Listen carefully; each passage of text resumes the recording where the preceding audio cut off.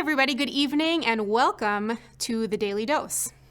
Here in Minnesota, if you're watching from this part of the Midwest, we are experiencing what we've heard described as a polar vortex. Now, these are words that I was not familiar with as I was growing up in Iowa and Colorado. And, there in those two states, it got cold and we got snow, but it was nothing quite like this type of cold. Am I right, you hardy Minnesotans out there? And when it's this cold outside, when you know your eyelashes are going to freeze the minute you walk outside to take the dog on a walk, you really know that sometimes the best you can hope for is a little sunshine. And it's amazing what that sunshine, what that light can do to your spirits, isn't it? I remember when Hans and I lived for a year in Seattle, near Seattle, and during those winter times, when as cold as it would get would be probably 40 degrees, it would still be kind of this gray, overcast, cloudy skies, and that sounds great, right? However, I found myself really wishing for one of those bitterly cold Minnesota days that had sunshine, that had some light. I found myself longing for that light. Well, this week on the Daily Dose, we're talking with those of you who have a significant other. We're thinking about marriage. And when we choose marriage, our perspective changes, doesn't it?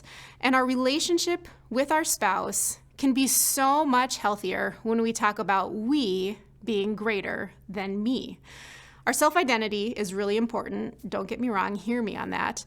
But our identity as married people, it involves some intentional choices that we make about our relationship.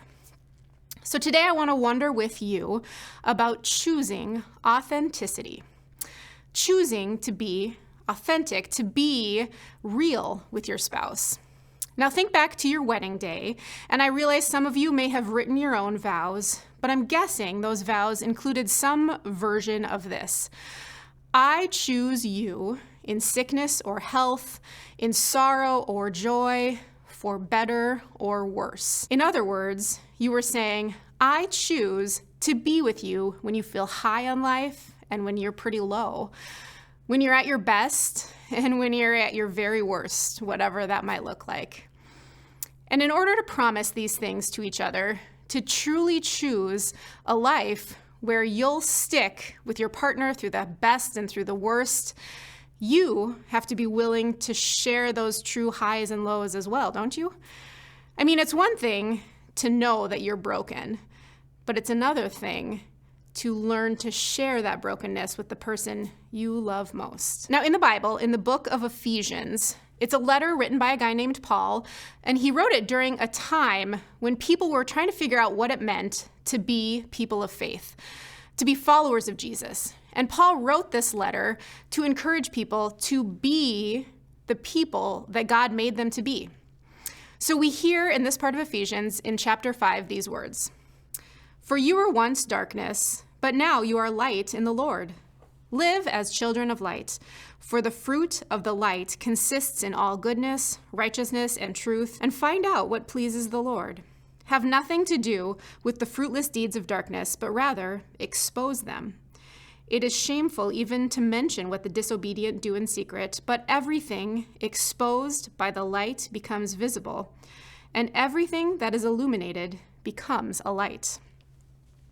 Now, this comparison between light and darkness, we hear this a lot throughout the Bible. And when we hear about something a lot, that means we should pay attention to it.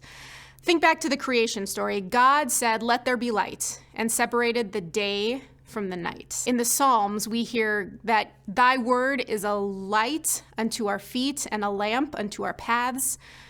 And all throughout the Gospels, we hear Jesus talking about light. I am the light of the world. So how does light and darkness apply to our relationships, to our marriage? Well, think back to that promise, that vow that you made to your spouse, to choose your partner for better or worse, to truly be yourself so your partner can choose you. Is there a part of you that's broken, that's hiding in that darkness that you might be holding on to? It's easy to think, I'm smart, I'm strong, I'm independent, I can fix something myself regardless of my spouse. But when that thing inside us, in that darkness, doesn't let our spouse in, That's where things can become tough. Maybe it's something big, like an addiction, problems with finances or health. Or maybe it's something small, something in your work life, your home life, something with your kids.